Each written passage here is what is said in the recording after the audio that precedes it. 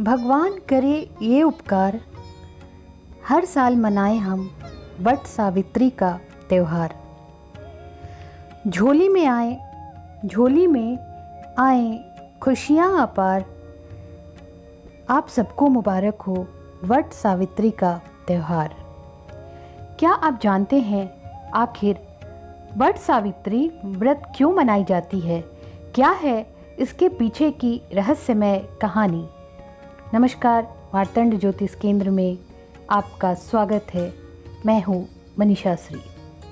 ज्येष्ठ मास की पूर्णिमा को दक्षिण भारत की सुहागिन महिलाओं द्वारा वट सावित्री व्रत का पर्व मनाया जाता है। कहा जाता है कि वट वृक्ष की जड़ों में ब्रह्मा, तने में भगवान विष्णु की व डालियों में और पत्तियों में भगवान शिव का निवास स्थान है। इस व्रत में महिलाएं वट वृक्ष की पूजा करती हैं। सती सावित्री की कथा सुनने व वाचन करने से सौभाग्यवती महिलाओं की अखंड सौभाग्य की कामना भी पूरी होती है। भद्र देश के एक राजा थे जिनका नाम था अश्वपति। भद्र देश के राजा अश्वपति की कोई संतान न थी। उन्होंने संतान की प्राप्ति के लिए मंत्रोच्चारण के साथ प्रतिदिन 1,00,000 आहुतियाँ दी। 18 वर्षों तक यह क्रम जारी रहा। इसके बाद सावित्री देवी ने प्रकट होकर वर दिया कि राजन, तुझे एक तेजस्वी कन्या पैदा होगी। सावित्री देवी की कृपा से जन्म लेने के कारण से कन्या का नाम सावित्री रखा गया। कन्या बड़ी होकर बेहद रूपवान हुई। योग्य वर न मिलने की वजह से सावित्री के पिता दुखी थे। उन्होंने कन्या को स्वयं वर तलाशने भेजा। सावित्री तपोवन में भटकने लगी। वहाँ साल्व देश के राजा द्युम्नसेन रहते थे। क्योंकि उनका राज्य किसी ने छीन लिया था, उनके पुत्र सत्यवान को देखकर सावित्री ने पति के रूप में उनका वरण कर लिया। ऋषिराज नारद को जब यह बात पता चली तो वह राजा अश्वपति के पास पहुँचे और कहा कि हे राजन, यह क्या कर रहे हैं आप? सत्यवान गुणवान है, धर्मात्मा है और बलवान भी है, पर उसकी आयु बहुत छोटी है। वह अल्प आयु है। 1 वर्ष के बाद ही उसकी मृत्यु हो जाएगी। ऋषिराज नारद की बात सुनकर राजा अश्वपति घोर चिंता में डूब गए। सावित्री ने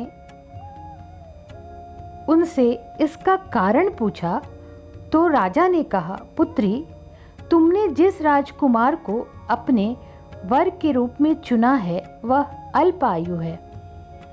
तुम्हें किसी और को अपना जीवन साथी बनाना चाहिए। इस पर सावित्री ने कहा कि पिताजी, आर्य कन्याएं अपने पति का एक बार ही वरण करती हैं। राजा एक बार ही आज्ञा देता है और पंडित एक बार ही प्रतिज्ञा करते हैं और कन्यादान भी एक बार ही किया जाता है। सावित्री हठ करने लगी और बोली, मैं सत्यवान से ही विवाह करूंगी। राजा अश्वपति ने सावित्री का विवाह सत्यवान से कर दिया। सावित्री अपने ससुराल पहुंचते ही सास ससुर की सेवा करने लगी। समय बीतता चला गया। नारद मुनि ने सावित्री को पहले ही सत्यवान की मृत्यु के दिन के बारे में बता दिया था। वह दिन जैसे जैसे करीब आने लगा, सावित्री अधीर होने लगी। उन्होंने 3 दिन पहले से ही उपवास शुरू किया। नारद मुनि द्वारा कथित निश्चित तिथि पर पितरों का पूजन किया।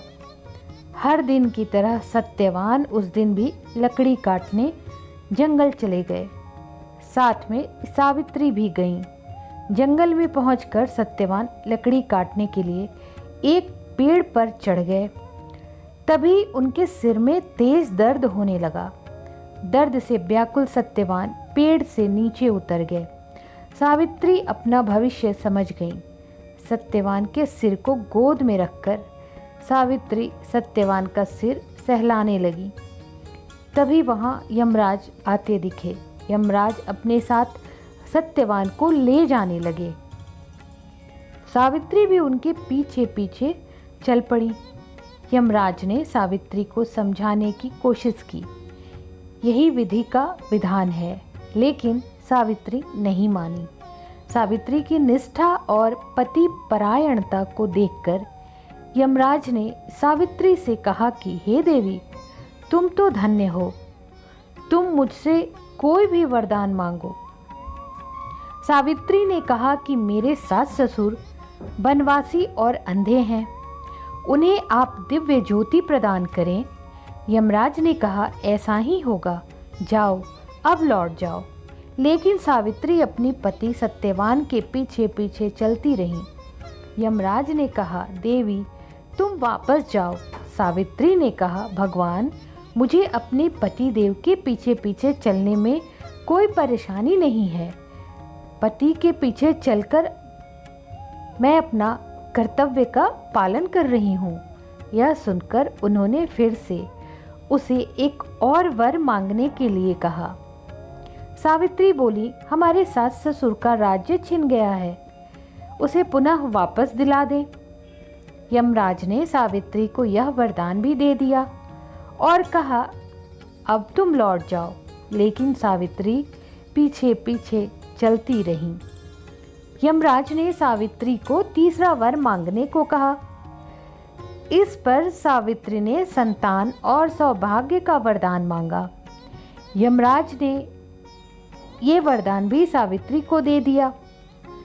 सावित्री ने यमराज से कहा कि प्रभु, मैं एक पतिव्रता पत्नी हूँ और आपने मुझे पुत्रवती होने का जो आशीर्वाद दिया है।